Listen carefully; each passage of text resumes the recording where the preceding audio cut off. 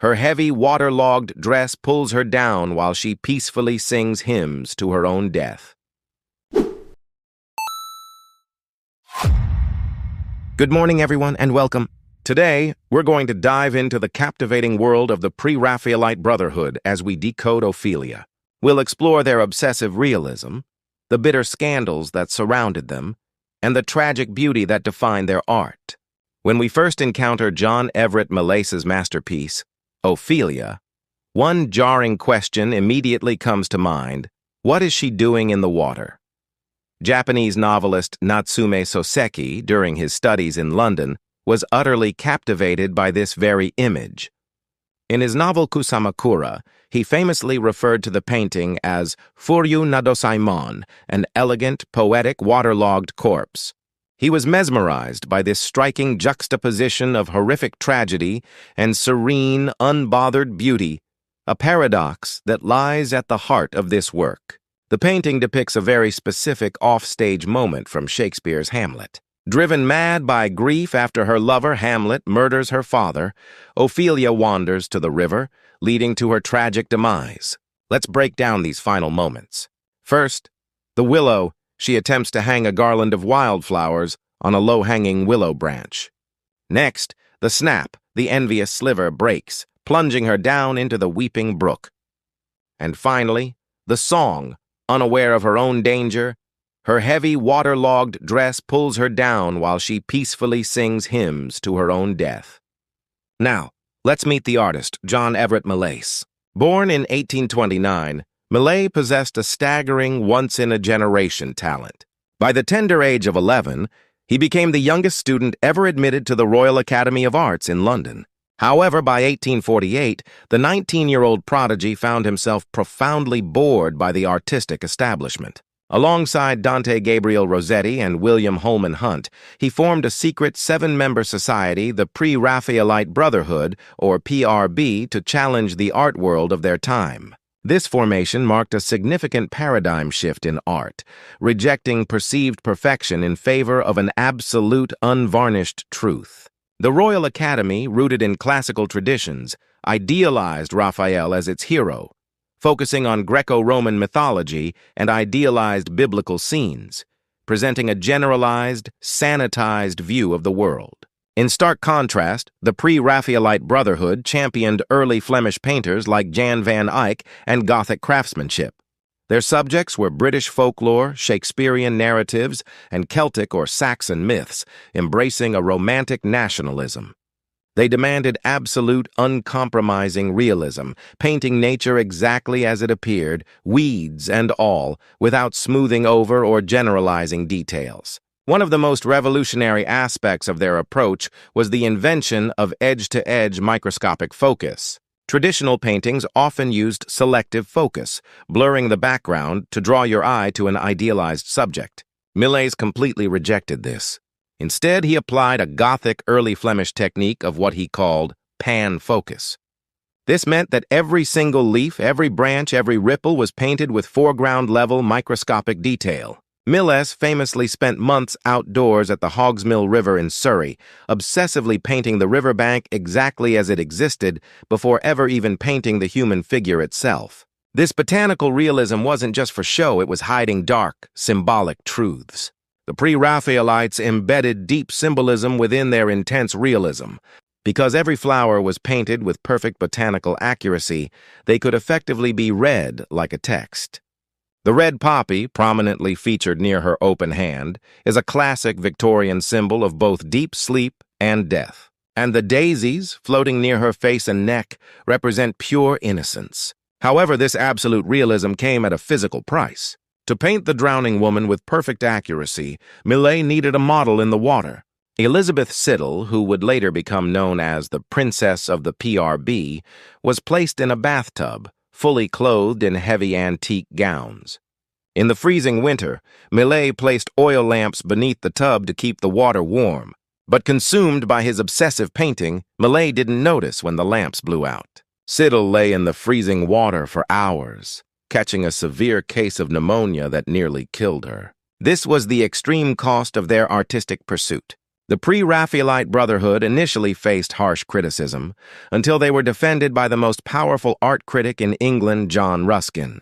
Ruskin, the champion of the Truth to Nature movement, famously declared, "Go to nature in all singleness of heart, rejecting nothing, selecting nothing, and scorning nothing."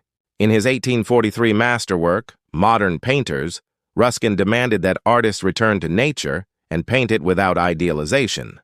He became the Brotherhood's greatest patron, bringing Millais into his inner circle and giving the movement crucial credibility.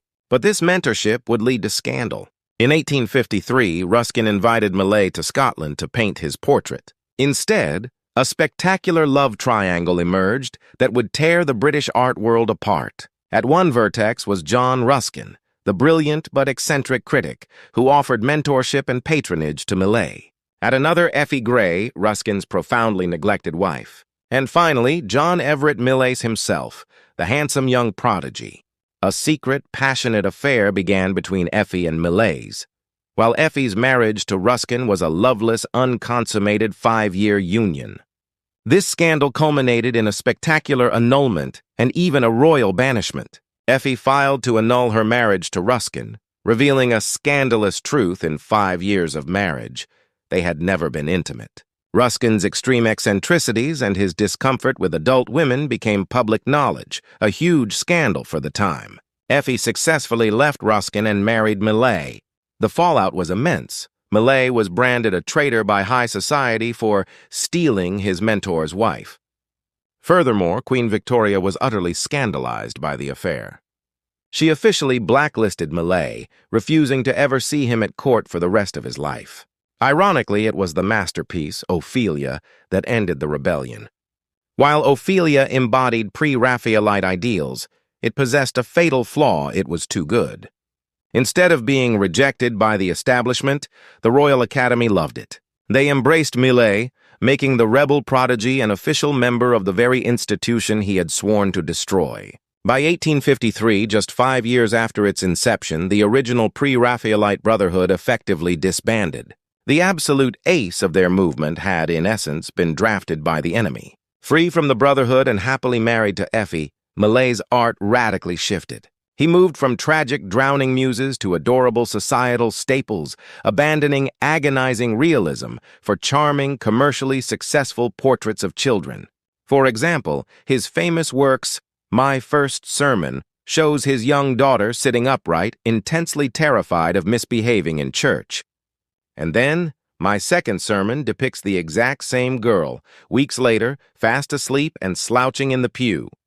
This marked a complete change in his artistic direction. The rebel prodigy eventually became a corporate brand. Millais' later work became incredibly popular, so much so that his painting of a young boy blowing bubbles was purchased and repurposed as a mass-market advertisement for Pear's soap. It became one of the most famous commercial images in Britain, recognized by millions. The boy who had starved in the woods to rebel against the establishment eventually gained full acceptance and honor. He was granted a baronetcy and appointed president of the Royal Academy, completing his transformation from rebel to pillar of the establishment. In conclusion, the Pre-Raphaelite Brotherhood demanded that art stop lying. They sought to strip away idealization and paint the raw, unvarnished truth of nature. But their relentless pursuit of absolute truth often came with a beautiful, chaotic price, creating highly tumultuous lives. The fictional tragedy of Ophelia, in its obsessive detail and emotional depth, perfectly mirrored the obsessions of her creators. In their quest to paint perfectly authentic nature, they inadvertently revealed the perfectly flawed nature of humanity itself.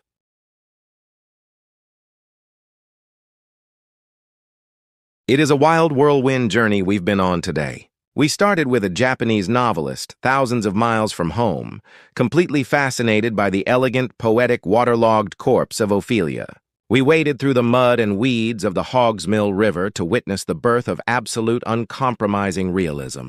And we stood shivering in a freezing London flat, watching Elizabeth Siddal nearly lose her life in a bathtub just to get the perfect folds in a silver dress. Yep. We watched high society tear itself apart over a royal banishment and a spectacular betrayal. And finally, we watched an artistic rebellion die, not from failure, but from its own spectacular success. It is a potent reminder that the things we create can take on a life and a trajectory entirely outside of our control. The establishment didn't defeat them by suppressing them. No, they defeated them by absorbing them. I want to leave you with one final thought to ponder as we wrapped up this deep dive. We've talked about how the Royal Academy absorbed the PRB, taking Millais in and effectively ending the Brotherhood. But think about the painting itself, Ophelia. Ophelia forced the most rigid, sanitized institution in the world to stare at the unvarnished, ugly truth of a drowning woman, mud and all, and call it a masterpiece. So if an institution absorbs a rebellion by making its radical ideals mainstream, did the rebels actually lose their war, or did they subtly conquer the establishment from the inside out? Next time you see a piece of rebellious art hanging in a prestigious, quiet museum, ask yourself, between the establishment and the elegant drowned corpse, who really won? Thank you for watching the video all the way to the end today. Please subscribe to the channel. See you next time.